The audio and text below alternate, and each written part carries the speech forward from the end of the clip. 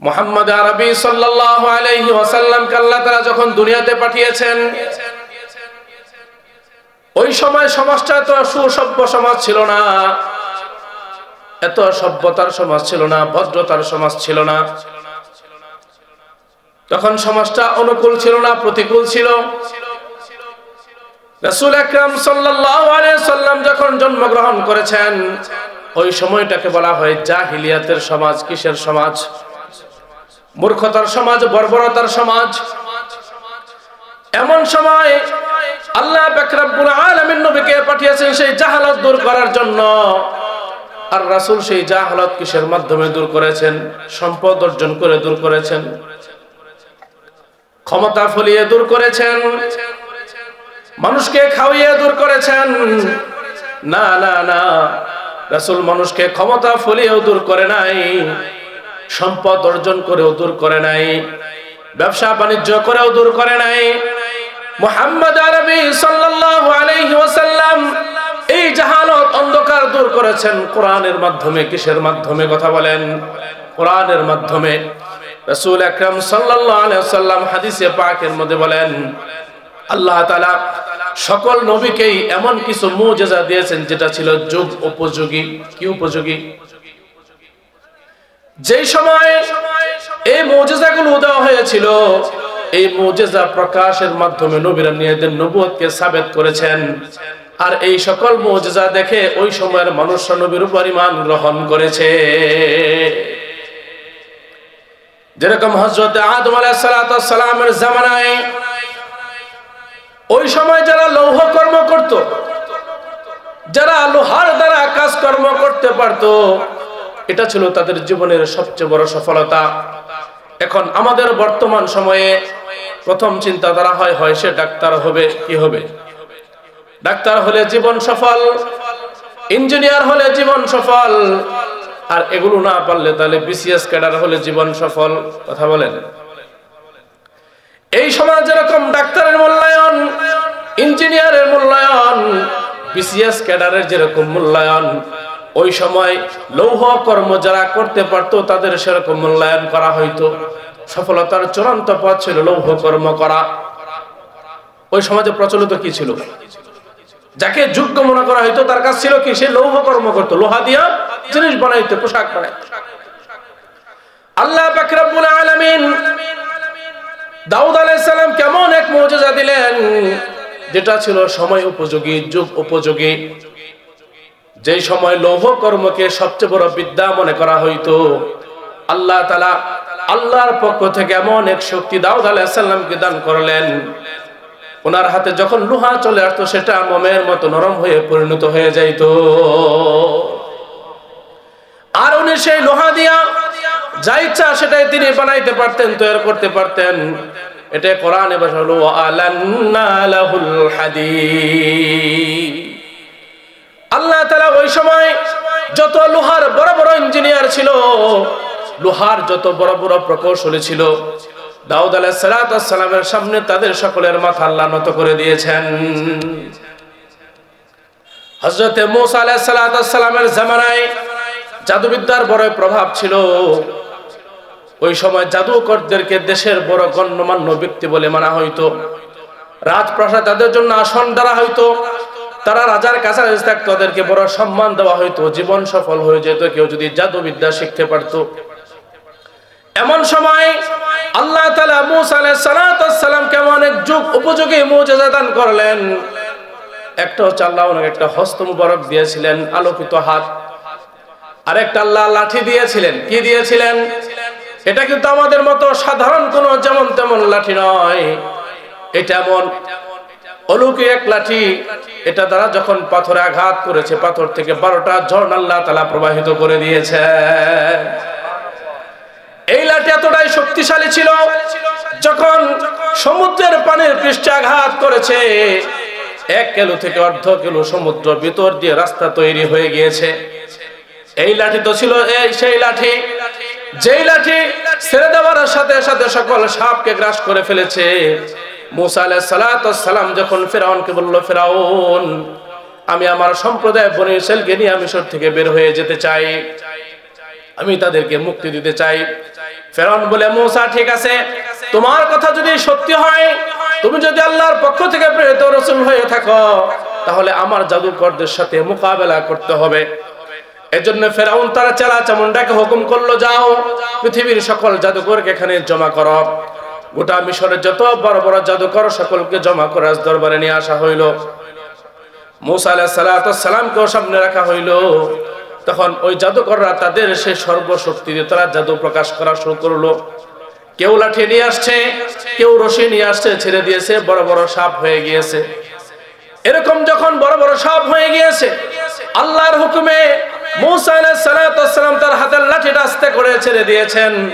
ছেড়ে দেওয়ার সাথে সাথে এত বিশাল বড় একটা সাপ হয়ে গিয়েছে, একটা শ্বাসে তাদের জাদুকরদের সকল সাপকে গ্রাস করে ফেলেছে। ওই সময় দুনিয়ার সবচেয়ে বড় শিক্ষা ছিল জাদুবিদ্যার শিক্ষা। কি শিক্ষা? দুনিয়ার সবচাইতে বড় শিক্ষা জাদুবিদ্যার শিক্ষা। জাদুকররা ছিল বড় সম্মানী। আল্লাহ তাআলা সকল বড় বড় জাদুকরদেরকে আল্লাহর পক্ষ থেকে শক্তি মুসার মাধ্যমে তাদেরকে লাঞ্ছিত করে দিয়েছে। মুসা আলাইহিস সালামের কি ছিল? আল্লাহর পক্ষ থেকে আল্লাহ প্রদত্ত শিক্ষা, আল্লাহ প্রদত্ত পাওয়ার। এই দৃশ্য দেখার পরে অনেক মানুষ ইসলাম গ্রহণ করেছে, কালিমা পড়েছে মুসা আলাইহিস সালামের হাতে। কিন্তু ফেরাউন হুঙ্কার ছাড়লো, তোমরা ঈমান পরিহার করতে হবে। অনেক ঈমান পরিহার করেছে, কিন্তু কিছু যুবক নওজোয়ান সাহসী তার ঈমানকে পরিহার করে নাই। হযরত ইউসুফ আলাইহিস সালাম উনার সময় যারা স্বপ্নের ব্যাখ্যা দিতে পারতো তাদেরকে বড় জ্ঞানী মনে করা হইতো, তাদেরকে বড় মর্যাদার আসনে বসানো হইতো। আল্লাহ পাক রব্বুল আলামিন ইউসুফ আলাইহিস সালামকে এমন এক বিদ্যা দিয়ে দিলেন মুজিজা স্বরূপ। উনি নিজেই বলেছেন, ওয়া আল্লামতানি মিন তাআওয়িলিল আহাদিস। ইউসুফকে যখন জেলে পাঠানো হইল, দুইজন কয়েদি জেলের ভিতরে ছিল, তারা দুইজনের স্বপ্ন দেখেছে। ইউসুফ আলাইহিস সালাম তাদের স্বপ্নের ব্যাখ্যা যা দিয়েছেন তাই বাস্তব হয়েছে। ইউসুফ আলাইহিস সালাম যখন তাদের স্বপ্নের ব্যাখ্যা দিয়েছেন, ওই দুইজন ছিল রাজার খাদেম, একজনের ফাঁসি হয়েছে আর একজন রাজদরবারে ফিরে গেছে। এরকম সময় মিশরের রাজা যখন স্বপ্ন দেখেছে, 7 বছরের স্বপ্ন দেখেছে, দুর্ভিক্ষর স্বপ্ন দেখেছে, স্বপ্নের কোনো ব্যাখ্যা কেউ দিতে পারে না। গোটা মিশর থেকে সকল জাদুকরকে, সকল ব্যাখ্যাকারকদেরকে জমা করা হয়েছে। তারা তাদের যন্ত্র মতো, তাদের বুদ্ধি মতো, তাদের জ্যামিতিক ভাবে তারা সকল স্বপ্নের ব্যাখ্যা দেওয়া শুরু করলো, কিন্তু তারা ব্যাখ্যা পরিপূর্ণ করতে পারে না। এমন সময় সে কয়েদি ইউসুফ আলাইহিস সালামের সংবাদ দিয়েছেন, ইউসুফকে সেই জেল থেকে বের করে রাজ দরবারে আনা হয়েছে। ওইখানে উনি স্বপ্নের ব্যাখ্যা যখন দিয়ে দিলেন, তখন ওই মিশরের যত বড় বড় স্বপ্নের ব্যাখ্যাকারক ছিল তারা সকলে ইউসুফ আলাইহিস সালামের সামনে মাথা নত করতে বাধ্য হয়েছে। অনেকে কালিমা পড়ে ইসলাম গ্রহণ করেছে। এই যে আল্লাহ পাক রব্বুল আলামিন উনাকে আল্লাহ প্রদত্ত শিক্ষা দিলেন স্বপ্নের ব্যাখ্যা। ওই সময় যেটা সবচেয়ে জনপ্রিয় শিক্ষা ছিল স্বপ্নের ব্যাখ্যা, এটা আল্লাহ তাআলা ইউসুফ কেমন ভাবে দিয়েছেন, দুনিয়ার বড় বড় বিদ্বানরা তার সামনে মাথা নত করতে বাধ্য হয়েছে। হযরত ঈসা আলাইহিস সালামের জামানায় জারফুকের যুগ ছিল। কিসের যুগ? জারফুক দেওয়ার যুগ ছিল। চিকিৎসা শাস্ত্রে বড় চর্চা হইতো। ওই সময় যারা বড় বড় ডাক্তার তাদের বড় সম্মান ছিল। এরকম বড় একজন ডাক্তার ছিল হাকিম জালিনুস। নাম কি ছিল কথা বলেন? হাকিম জালিনুস এত পাওয়ারফুল ছিল। এখন তো আমাদের সমাজে যন্ত্র বের হয়েছে, মেশিন আবিষ্কার হয়েছে। ডাক্তার প্রেসক্রিপশন প্রথমে লিখে দেয়, চেক আপ করে নিয়ে আসেন, দেখি দেয় না। আগে সে ট্রিটমেন্ট দেয় না, ওষুধ লেখে না। আগে মেশিন দ্বারা পরীক্ষা করে মেশিন কি বলে সেটা সে দেখার চেষ্টা করে। ওই সময় কিন্তু মেশিন ছিল না, এত পাওয়ারফুল ডাক্তার ছিল তারা। মানুষের রোগে স্পর্শ করত, হাতে স্পর্শ করে বলে দিত তাদের শরীরে কি কি সমস্যা আছে। এত বড় ডাক্তার হাকিম জালিনুস এত বড় হওয়ার পর কিন্তু সব রোগের চিকিৎসা সে দিতে পারতো না। দিলেও সব রোগের চিকিৎসা তার দ্বারা ভালো হইতো না। কিন্তু আল্লাহ তাআলা ঈসা আলাইহিস সালাম কেমন পাওয়ার দিয়েছিলেন, এমন মুজিজা দিয়েছিলেন। ওই হাকিম জালিনুস যেখানে বড় ডাক্তার হওয়ার পরও রোগ নিরাময় করতে পারতো না, ঈসা আলাইহিস সালাম একটা ফুৎকার দিলে এই সমস্ত রোগ আল্লাহ তাআলা ভালো করে দিতেন। শুধু তাই নয়, যদি 1000 বছরের পুরনো কবরে দাঁড়ায়া বলতেন কুম বিইজনিল্লাহ, আল্লাহর জন্য দাঁড়িয়ে যাও, তখন সে 1000 বছরের পুরনো কবর থেকে মৃত ব্যক্তি জীবিত হয়ে দাঁড়ায় যাইতো। তাহলে ওই সময় দুনিয়ার সবচেয়ে বড় ডাক্তার, দুনিয়ার সবচেয়ে বড় জনপ্রিয় বিদ্যা ছিল ডাক্তারি বিদ্যা। আল্লাহ তাআলার প্রদত্ত নবীর মুজিজার কাছে সেই ডাক্তার লাঞ্ছিত হয়ে গিয়েছে। কথা বলেন। তাহলে রাসূলকে যে সময় দুনিয়াতে পাঠানো হয়েছে সেটা ছিল জাহিলিয়াতের যুগ। কিসের যুগ? ওই যুগটা ছিল জাহিলিয়াতের যুগ। এমন একটা যুগ ছিল যখন মানুষ পৃথিবীর সবচাইতে সর্বশ্রেষ্ঠ ঘর বাইতুল্লাহ, ওই ঘরে 360টা মূর্তি রেখে তারা উলঙ্গ তওয়াফ করেছে। কি করেছে? কথা বলেন। উলঙ্গ তওয়াফ করেছে। তারা মনে করেছে আমরা যে কাপড় পরে নাফরমানি করেছি ওই কাপড় গায়ে দিয়ে তো আল্লাহর ঘরের সামনে যাওয়া যাবে না। তাদের জাহালত এরকম ছিল, যদি কারো উট অন্য কারো জায়গায় গিয়ে পানি পান করতো, এটা নিয়ে তারা গোত্রিক মারামারি শুরু হয়ে যাইত। কি মারামারি শুরু হয়ে যাইত? গোত্রিক মারামারি শুরু হয়ে যায়। এই মারামারি যুগ যুগ ধরে চলতে থাকতো। বাবা যখন মৃত্যুবরণ করতো, ছেলেকে বলতো আমি কিন্তু মরে যাচ্ছি, আমার এই ঝগড়া কিন্তু রয়ে গেছে, তুই কিন্তু প্রতিশোধ নিবি। কি নিবি? এটা কি সভ্যতা না মূর্খতা? মূর্খতা। শুধু তাই নয়, পিতা যখন মারা যায় সৎ মাকে বিবাহ করার জন্য ছেলে লাইন ধরে দাঁড়িয়ে যাইতো। এমন একটা পরিবেশের ভিতরে রাসূলকে আল্লাহ তাআলা জন্ম দিয়েছেন, পরিবেশটা অনুকূল ছিল না। তাহলে আল্লাহ পাক রব্বুল আলামিন নবীকেও তো একটা মুজিজা দিয়েছিলেন কিনা? কথা বলেন। রাসূল আকরাম সাল্লাল্লাহু আলাইহি ওয়াসাল্লাম বলেন, আল্লাহ আমাকে যে মুজিজা দিয়েছিলেন তার নাম হচ্ছে আল কোরআন। তার নাম কি? আল কোরআন। আর এটাও ছিল যুগ উপযোগী একটা মুজিজা। কি উপযোগী? কারণ রাসূল যে সময় জন্মগ্রহণ করেছেন ওই সময় আরবের সাহিত্য চর্চা বেশ বেশি ছিল। তারা বড় বড় সাহিত্যিক ছিল, তারা কবিতা আবৃত্তি করত, রচনা গল্প তারা গাইতো, তাদের বাজারে কবিতার চর্চা হইতো, প্রতিযোগিতা হইতো, সাহিত্য চর্চা হইতো। আরবদের অবস্থা ছিল এরকম, ওদের সাথে কথা বলে কেউ পারতো না। ওরা এত অগ্নিঝরা বক্তব্য দিতে পারতো, এমনকি মহিলারা পর্যন্ত। অন্য এরিয়ার কোন মানুষ তাদের সাথে বক্তৃতাই পেরে উঠত না।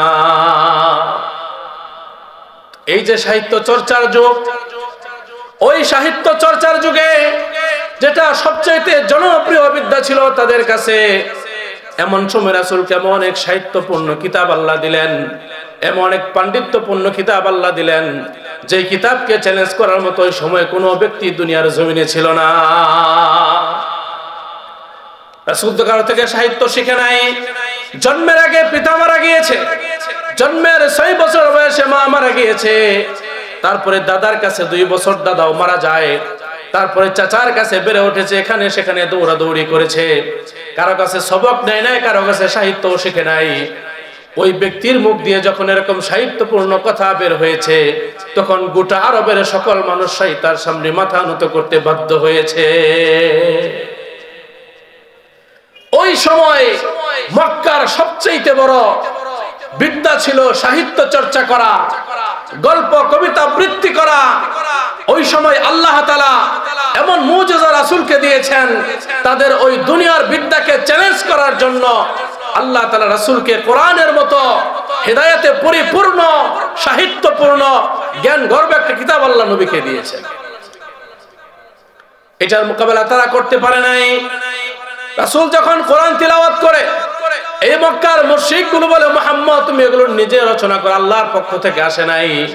তখন আল্লাহ তাআলা কোরআনে বলে দিয়েছেন, ওয়া ইন কুনতুম ফি রাইবিম মিম্মা নাযালনা আলা আবদিনা ফাতু বিসূরাতিম মিন মিসলি।